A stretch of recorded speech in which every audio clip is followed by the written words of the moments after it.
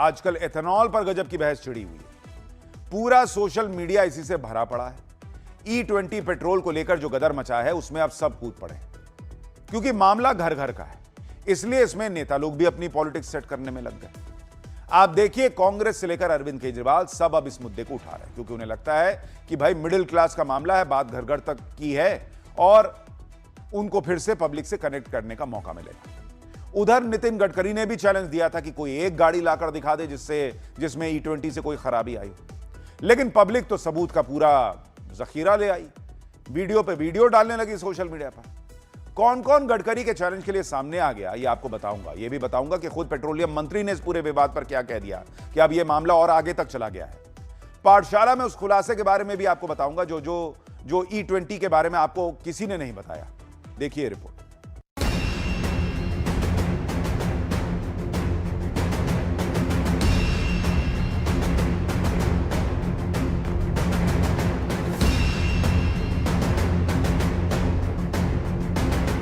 Petrol यानी देश की रफ्तार का इंजन। आज वही पेट्रोल देश में एक नई बहस का सबसे बड़ा मुद्दा बन गया है। खासकर E20 पेट्रोल मतलब 20% एथेनॉल मिला पेट्रोल। भारत हर साल अपनी जरूरत का बड़ा हिस्सा कच्चा तेल विदेशों से खरीदता है। इसका सीधा असर देश के आयात बिल और विदेशी मुद्रा भंडार पर पड़ता है। इसी चुनौती से निपटने के लिए सरकार ने पेट्रोल में एथेनॉल मिलाने का अभियान तेज किया, लेकिन सोशल मीडिया पर सवाल उठ रहे हैं। क्या इससे पुरानी गाड़ियों के इंजन खराब होंगे? क्या गाड़ियों का माइलेज घटेगा? क्या लोगों को मजबूरी में नया वाहन खरीदना पड़ेगा? सवाल उठे तो सियासत तेज हो गई। तो पहले पेट्रोल पर पॉलिटिक्स ही देख लेते हैं। केजरीवाल से लेकर कांग्रेस तक सड़क पर उतर आए। शुक्रवार को दिल्ली में यूथ कांग्रेस ने एथेनॉल मिक्स पेट्रोल के मुद्दे पर जोरदार प्रदर्शन किया। पेट्रोल पॉलिटिक्स केजरीवाल ने शुरू की, लेकिन सड़क पर माहौल कांग्रेस ने बना दिया। अब कांग्रेस को आगे निकलना है तो कुछ और अलग करना होगा। तो केजरीवाल पहुंच गए पेट्रोल पंप और सर्विस सेंटर और वहीं से E20 पेट्रोल के मुद्दे पर सरकार को घेरने लगे। कहा, इतना अहंकार ठीक नहीं। लोग कह रहे हैं हमारे इंजन खराब हो रहे हैं, हमारी गाड़ी खराब हो रही है। वो कह रहे हैं मैं नहीं मानता कोई खराब हो रही है, सब ठीक है। लोग कह रहे हैं कि हमारी माइलेज कम हो रही है, वो कह रहे हैं मैं नहीं मानता कोई माइलेज कम नहीं हो रही। तो मैं प्रधानमंत्री जी से कहना चाहता हूं, प्रधानमंत्री जी इतना अहंकार ठीक नहीं है, ये तो डिक्टेटरशिप है। एथेनॉल ब्लेंडेड पेट्रोल पर राजनीति तो हो रही है, इस पर पब्लिक के भी कई कंसर्न है। दरअसल जनता एथेनॉल मिक्स पेट्रोल को लेकर बुरी तरह से कंफ्यूजन में। एथेनॉल से गाड़ियों के पार्ट खराब होने की बातें लोग कर रहे हैं, माइलेज कम होने की बातें कर रहे हैं। पब्लिक ये नहीं समझ पा रही कि अगर एथेनॉल की वजह से गाड़ी में खराबी आई तो जिम्मेदारी किसकी होगी, क्योंकि अब तो पेट्रोलियम कंपनी भी पेट्रोल पंप पर सूचना वाले पोस्टर लगा रही है। महाराष्ट्र में हिंदुस्तान पेट्रोलियम के पेट्रोल पंप पर यह सूचना लगी है, जिस पर लिखा है कि अगर आपकी गाड़ी के फ्यूल टैंक में पानी है तो एथेनॉल उसे सोख लेगा, इसलिए पेट्रोल भरवाने से पहले फ्यूल टैंक को अच्छे से साफ करवा लें। यानी गजब ही हो रखा है बॉस। पेट्रोल पंप कह रहा है कि आपके पेट्रोल की टंकी में पानी है कि नहीं, यह आप चेक कीजिए और साफ करा के आइए उसको, नहीं तो एथेनॉल जो है वो पानी सोख लेगा। अब यही काम बचा है हमारा कि जब पेट्रोल भराने जाएंगे उसमें चेक करेंगे कि पानी आ रहा है कि पानी है कि नहीं। चेक कैसे करेंगे बॉस? ये मोबाइल से उसमें लाइट जला के चेक करेंगे अंदर कि देखें जरा पानी है कि नहीं, दिख जाएगा। नहीं तो हर बार जाके जो है वो किसी से चेक कराएं कि पानी है कि नहीं। क्या बात कर रहे हैं बॉस आप लोग?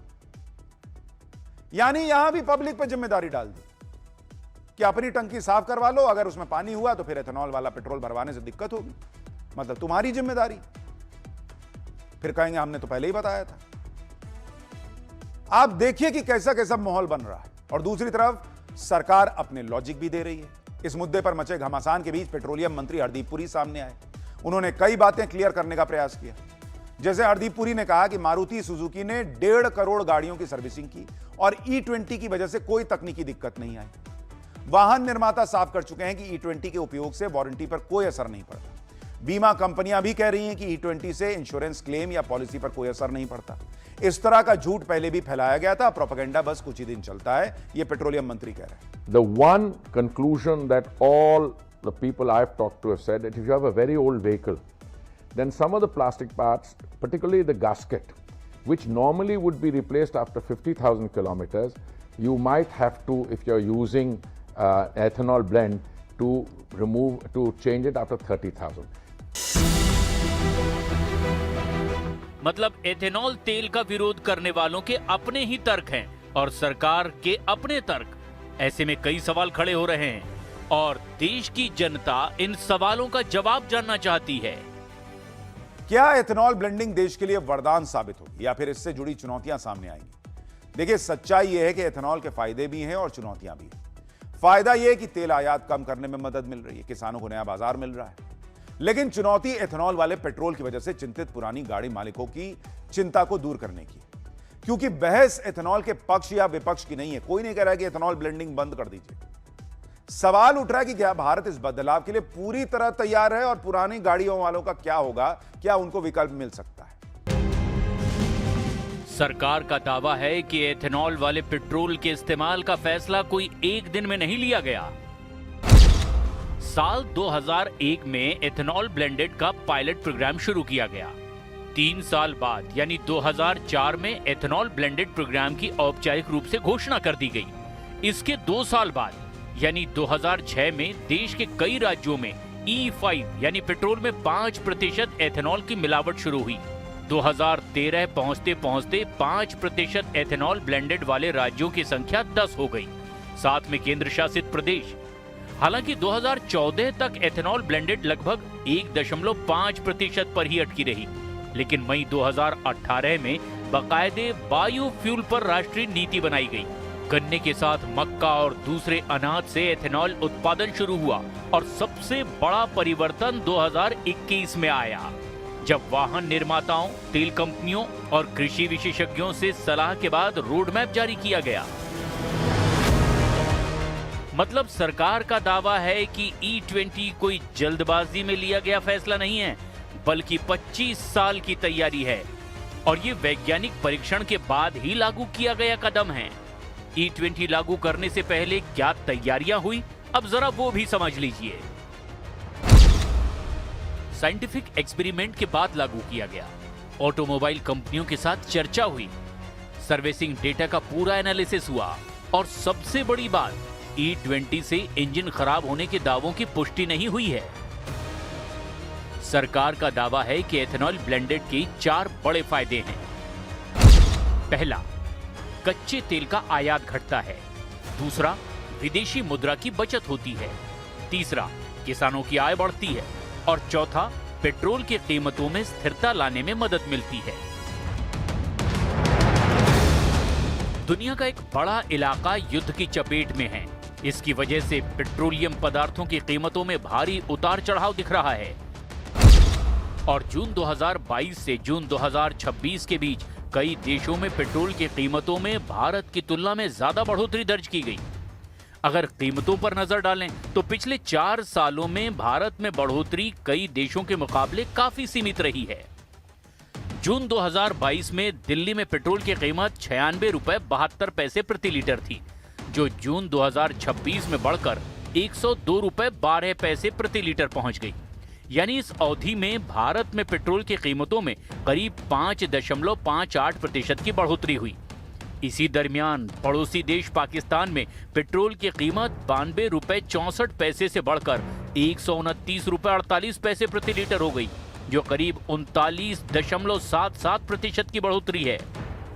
नेपाल में भी इसी दौरान पेट्रोल की कीमतों में 20.35% की बढ़ोतरी दर्ज की गई। अगर यूरोपीय देशों की बात करें तो फ्रांस में पेट्रोल करीब 17.74% और जर्मनी में 19.05%, साथ ही इटली में 18.39% महंगा हुआ।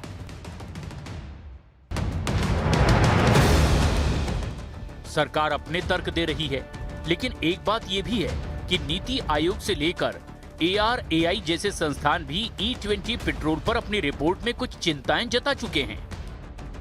एथेनॉल ब्लेंडिंग के रोडमैप को लेकर नीति आयोग की एक्सपर्ट कमेटी की एक रिपोर्ट भी आई थी। जिसने बताया था कि भाई क्या रोड मैप होना चाहिए। नीति आयोग की रिपोर्ट देखिए, road map for ethanol blending in India 2020 to 2025, ये 2021 में रिपोर्ट आई थी।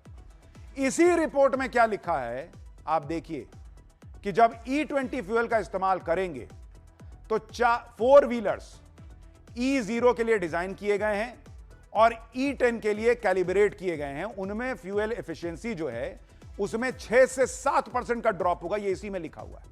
हालांकि इंजन में मॉडिफिकेशंस करके फ्यूल एफिशिएंसी के लॉस को कम किया जा सकता है, यानी इंजन मॉडिफाई करना पड़ेगा अगर यह कम करना है। किन कंपनियों ने मॉडिफाई किया? जो गाड़ियां बिक गई थी उनकी। नीति आयोग की एक्सपर्ट कमेटी ने रिपोर्ट में यह भी लिखा कि E20 फ्यूल को इस्तेमाल करने के लिए व्हीकल मैन्युफैक्चरर यानी कार बाइक बनाने वाली कंपनियों को क्या करना होगा। इसी रिपोर्ट के पेज नंबर 21 पर लिखा है बॉस कि कंपनियों को कंपैटिबल व्हीकल्स बनाने के लिए प्रोडक्शन लाइन में जरूरी बदलाव करने होंगे। E20 फ्यूल के हिसाब से इंजन और कंपोनेंट्स को टेस्ट करना होगा, कैलिब्रेट करना होगा। यह नीति आयोग की रिपोर्ट में लिखा है कि कार बनाने वाली कंपनियों की यह राय है, यह करना होगा उनको। किस कार बनाने वाली कंपनी ने आपकी पुरानी गाड़ी मंगाई और कहा कि लाओ यार इसको बदलना पड़ेगा? कोई है आपके पास रिपोर्ट? नीति आयोग की इसी रिपोर्ट में ऑटोमोबाइल इंडस्ट्री की भी राय बताई गई। रिपोर्ट में कहा गया कि कमेटी ने society of Indian automobile manufacturers यानी SIAM से भी इनपुट लिया और कंपनियों की जो राय थी उसके मुताबिक पेज नंबर 21 पर लिखा है कि E10 फ्यूल से सीधे E20 फ्यूल पर शिफ्ट करना सही होगा, बजाय इसके कि आप E10 से E12 E15 पर जाइए। लेकिन उन्हीं कार बनाने वाली कंपनियों ने नीति आयोग की रिपोर्ट में सुझाव दिया कि E20 में शिफ्ट होने से इस बात पर ध्यान रखना चाहिए कि E20 पूरे देश में मिले, लेकिन साथ में E10 भी उपलब्ध रहे। E10 को मौजूदा गाड़ियों के प्रोटेक्शन ग्रेड फ्यूल के तौर पर पैन इंडिया बेसिस पर उपलब्ध रखना चाहिए। यह नीति आयोग की रिपोर्ट में कार बनाने वाली कंपनियों का सुझाव था कि E20 ले आइए, कोई दिक्कत नहीं है, लेकिन जो पुरानी गाड़ियां हैं उनके लिए सेफ्टी फीचर के तौर पर E10 भी साथ में मुहैया कराइए। यही तो पब्लिक कह रही है कि पुरानी गाड़ियों को E10 दीजिए, नई गाड़ी में E20 भरिए। नीति आयोग की इस रिपोर्ट में ऑटोमोबाइल इंडस्ट्री की तरफ से एक और अहम बात कही गई थी कि मौजूदा गाड़ियों के कंपोनेंट E10 के लिए तो कंपैटिबल हैं, लेकिन उनका इंजन E10 के हिसाब से इतना कंपैटिबल नहीं है कि वो अपना बेस्ट परफॉर्मेंस दें। E10 के लिए गाड़ियों में बड़े बदलाव करने होंगे जिससे गाड़ियों का परफॉर्मेंस बढ़ सके, और ये कस्टमर तक इसको पहुंचाना बहुत बड़ा टास्क होगा। और इसीलिए कंपनियों ने कहा था कि जब तक ये टास्क पूरा ना हो जाए, E10 वाली गाड़ियों में बदलाव ना हो जाए, तब तक E10 देते रहिए। अब जितने कोई पुरानी गाड़ी है, आपकी कार कंपनियों ने आपको लेटर भेजा, कोई फोन किया कि लाओ तुम्हारी गाड़ी में चेंज करना है, उसको E20 कंपैटिबल बनाना है। ये कब हुआ है? और आज आप कह रहे हैं कि भाई नहीं सब E10 वाले में E20 डालो, कोई दिक्कत नहीं है। तो नीति आयोग की रिपोर्ट में कौन भूत बता रहा था कि दिक्कत आएगी? एक कंपनी है TVS, जिसकी बाइक्स बहुत बिकती है, ऑटोमोबाइल का बहुत बड़ा ब्रांड है TVS। इसने अपनी वेबसाइट पर E20 के बारे में जो ब्लॉग लिखा है, उसमें क्या लिखा है आपको पता है? आप हैरान रह जाएंगे। TVS की वेबसाइट पर E20 के बारे में बताते हुए इसके डिसएडवांटेजेस के बारे में भी बताया गया और इसमें साफ साफ लिखा गया है कि रोड पर चलने वाली हर गाड़ी E20 के लिए नहीं बनी है। E20 की कंपैटिबिलिटी के लिए गारंटी चाहिए तो कंपनियों को इंजन और फ्यूल सिस्टम में बदलाव करना पड़ेगा, पुरानी गाड़ियों को अपग्रेड करना या रेट्रोफिट करना जरूरी होगा। कंपैटिबिलिटी में अगर प्रॉब्लम होगी तो कंपोनेंट खराब हो सकते हैं। TVS की वेबसाइट पे चले जाइए, वहां ब्लॉग सेक्शन में जाइए, यह पड़ा हुआ है। इसके अलावा TVS ने E20 फ्यूल के बारे में यह भी लिखा कि मैन्युफैक्चरर्स को इंजन के parts, fuel tank, seal, gasket, fuel line और बाकी सब पार्ट्स को इथेनॉल के हिसाब से बनाना पड़ेगा। इंजन कंट्रोल सिस्टम को E20 के हिसाब से बनाना पड़ेगा, यहां तक कि गाड़ी के सेंसर सिस्टम को भी इसके हिसाब से बनाना होगा। इंजन का हर पार्ट सही से E20 पर काम करे, इसके लिए एक्सटेंसिव ड्यूरेबिलिटी टेस्टिंग करनी होगी। यानी कार बाइक कंपनियां खुद ये मान रही हैं कि E20 यूज करने के लिए गाड़ियों में बड़े बदलाव की जरूरत होगी। तो सवाल पूछा जा रहा है कि पुरानी गाड़ियों में यह बदलाव हुआ कब, और नहीं हुआ तो वो कैसे E20 के लायक बन गई हैं, उनमें कोई दिक्कत नहीं आ रही है। तो यह बड़ा सवाल है और इसीलिए लोग कह रहे हैं कि भाई कार कंपनी का क्या नुकसान है। लोग सवाल पूछ रहे हैं कि भाई गाड़ी खराब होगी, उन्हीं के सर्विस सेंटर में जाएगी, खराब कंडम हो जाएगी तो नई गाड़ी खरीदेंगे, उनका तो फायदा ही है। कंपनियां यह मानने को तैयार नहीं हो रही हैं कि E20 पेट्रोल डालने से गाड़ियों पर कोई बुरा असर पड़ रहा है, लेकिन यही कंपनियां ऐलान कर रही थी कि इन्होंने अपनी गाड़ियों के लिए E20 कंप्लायंस सर्टिफिकेट हासिल कर लिया। इस बात का ये जोर शोर से प्रचार कर रही थी। हमने इन कंपनियों के वेबसाइट पर जाकर देखा तो वहां पर क्या क्या मिला वो आप देखिए। जैसे होंडा ने अपनी वेबसाइट पर 6 फरवरी 2025 को यह अनाउंस किया कि होंडा की सभी गाड़ियां E20 कंप्लायंस पूरा कर चुकी हैं। होंडा ने इसमें यह भी कहा कि 1 जनवरी 2009 से उन्होंने जितनी भी गाड़ियां बनाई हैं वो सब E20 मटेरियल कंपैटिबल है और कस्टमर अपनी मौजूदा होंडा गाड़ियों को बिना कोई पार्ट चेंज कराए E20 फ्यूल का इस्तेमाल कर सकता है। यानी आप भी मानते हैं कि E20 इस्तेमाल करने के लिए अलग पार्ट्स लगते हैं जो आपने 2009 से डाल रखे हैं। इसी तरह से स्कोडा ने भी अपनी वेबसाइट पर जुलाई 2025 में लिखा कि स्कोडा ने भी अपनी गाड़ियां E20 कंपैटिबल बना ली हैं और उन्होंने E20 सर्टिफिकेशन भी पूरा कर लिया है। सवाल यह है कि जब E20 पेट्रोल से इंजन पर कोई प्रभाव ही नहीं पड़ता तो सर्टिफिकेशन कौन बात का बट रहा था? अगर E10 वाला इंजन जो है वो E20 से आराम से चल सकता है तो नया सर्टिफिकेशन मिल क्यों रहा है इंजन को? इसका प्रचार क्यों किया जा रहा है? और गाड़ियों को भी E20 कंपैटिबल बनाया गया है, ये ढिंडोरा क्यों पीटा जा रहा है? अगर कोई फर्क ही नहीं पड़ता फिर E10 वाले से चलाओ। गाड़ियों को E20 कंपैटिबल बनाना और उसके लिए सर्टिफिकेशन लेना, ये बातें बता रही हैं कि E20 से फर्क पड़ता है। यहां प्रश्न सरकार से भी है कि जब कोई फर्क नहीं पड़ रहा तो फिर क्यों E20 सर्टिफिकेशन दिया? खैर, E20 पर हो रही राजनीति और दावों के बीच अब यह मामला सुप्रीम कोर्ट भी पहुंच चुका है। E20 पेट्रोल के साथ साथ सामान्य पेट्रोल की सप्लाई पर एक याचिका सुप्रीम कोर्ट में दाखिल की गई है, क्योंकि लोग एथेनॉल वाले पेट्रोल को लेकर कंफ्यूज हैं। सोशल मीडिया से लेकर सड़क तक कई तरह के दावे किए जा रहे हैं।